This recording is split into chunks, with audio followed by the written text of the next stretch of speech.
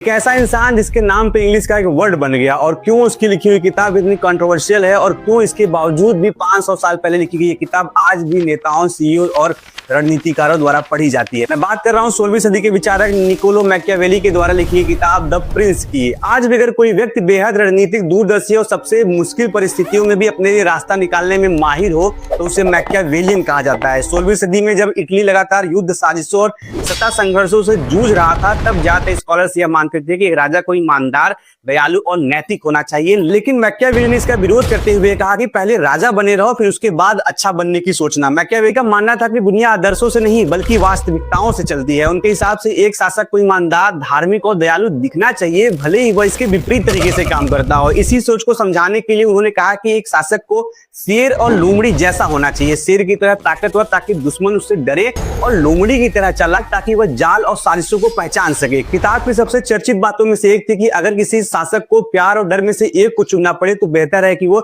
डर को चुने। प्यार भावनाओं पर आधारित होता है और बदल सकता है, जबकि डर सजा पर आधारित होता है और अधिक स्थिर होता है। लेकिन उन्होंने यह भी कहा कि लोग आपसे डरे लेकिन आपसे नफरत न करें। उनका मानना था कि अधिकांश लोग स्वार्थी होते हैं, खतरे में अपना फायदा देखते हैं, सफलता के समय रहते हैं और मुश्किल समय में साथ छोड़ देते हैं। इसलिए नेता को केवल लोगों की अच्छाई पर भरोसा नहीं करना चाहिए, और यही से उनकी सोच बाकी दार्शनिकों से सबसे अलग हो जाती है। इसी तरह के अनेक विचारों ने इस किताब को बेहद कंट्रोवर्शियल बना दिया। कई लोगों ने इसे सत्ता पाने और बचाए रखने की गाइड कहा, जबकि कई लोगों का मानना है कि मैकियावेली सिर्फ यह बता रहे थे कि राजनीतिक वास्तव में कैसे काम करती है। वीडियो पसंद आया तो लाइक करना भूलेगा। जय हिंद।